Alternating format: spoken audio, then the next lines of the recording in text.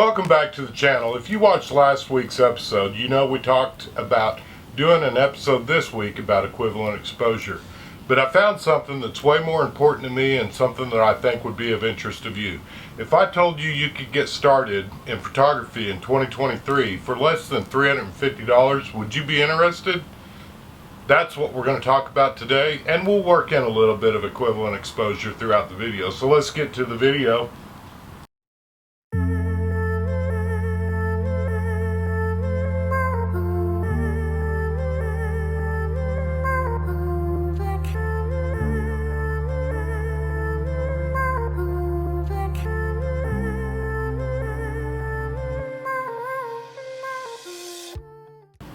One of the things that's very important to me as a photographer and trying to encourage others to get into this fun hobby is to let them know that not everything has to be super expensive to get into it. One of the things that I mentioned in our intro video, if you haven't watched it, I'll put a link up here and you can go back and watch it. But basically, I talked about when I got into digital photography, I bought a Canon Rebel XT. And that camera does a great job for only 8 megapixels.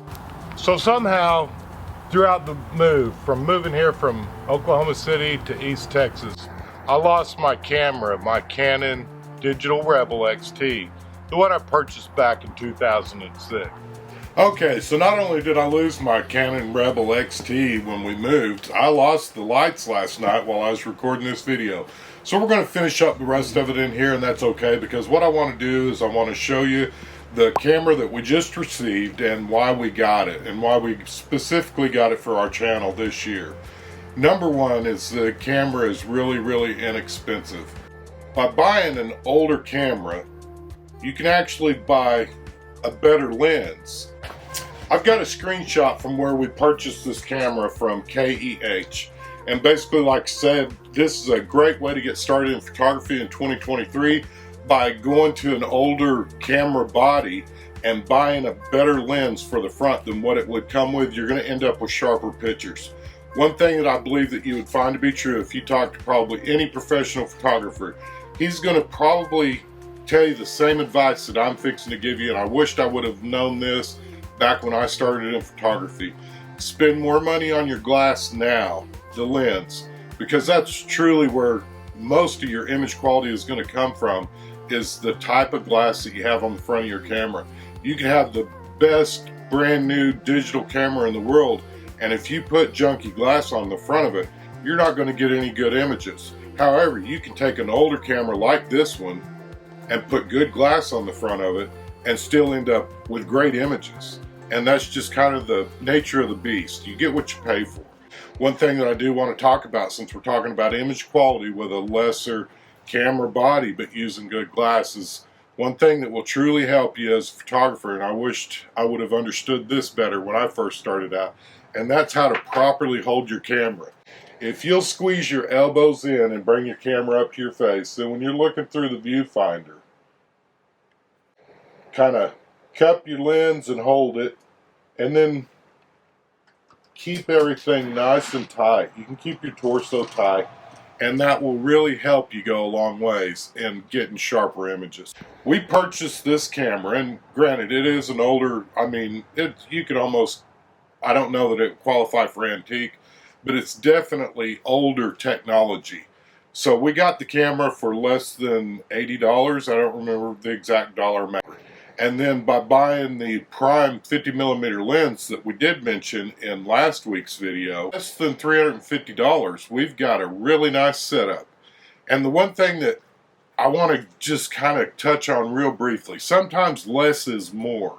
And when I say that, the older technology, this camera is super simple. It's simple enough, it doesn't have all the different auto functions and all the different buttons and stuff that the newer technology has. Especially if you're new to photography, or maybe just getting back into photography and you really want to learn more about manual exposure and learning your camera, less buttons on the back is really going to make your life simpler, because there's less things that you have to concentrate on. And that's one of the other reasons that I want to use this camera. We're going to use it exclusively throughout the year. My plan for this channel is not only are we going to be teaching you guys, we're going to be following along with the lessons as well and doing stuff. And we're going to be building a portfolio specifically built around using the Canon Rebel XT and how you can have fun with photography very affordably and get into this hobby. And again, if you guys are interested in making a business out of it, we're going to be able to do that too. But we're also going to be taking you behind the scenes, and we're going to take you on some of our field trips. And we do have a field trip coming up. We're going to try to do at least one a month and do a field trip and then take you guys along with us. While I was doing the intro video, I was also cooking dinner. So I'm going to show you a couple of pictures real quick, and this is going to be the first pictures that we took with our new to us Canon Rebel XT, and that's what we had for dinner last night. But I just want you to see that the thing about the camera is it still works. It still does great pictures. You can definitely take an 8 megapixel digital image and get it blown up to an 8x10, 11x14, something like that. And you're not really going to see a degradation in the image quality. It's going to be doing great. And realistically, if you go back to 2005, 2006, the pro cameras were only like 12 megapixels. So 8 megapixels, even though it's nothing in comparison to today's standards, still will do a lot for you, and you can do a lot with it. And again, the added bonus is by putting better glass on front than what a kit lens would be, your images are already going to be better. Again, it's my opinion, and my opinion may not be right. Again, guys, we appreciate your likes, comments, and subscribes. Next week, we're going to be bringing you a video, and it's going to be the 5 things I wished I'd known when I started photography. It's going to be 5 tips to help you as a photographer, and it's going to be things that are real simple and real quick and just easy ways to improve your photography. Again, guys, we appreciate your likes, comments, and subscribes. May you have a blessed week, and let's go shoot some stuff.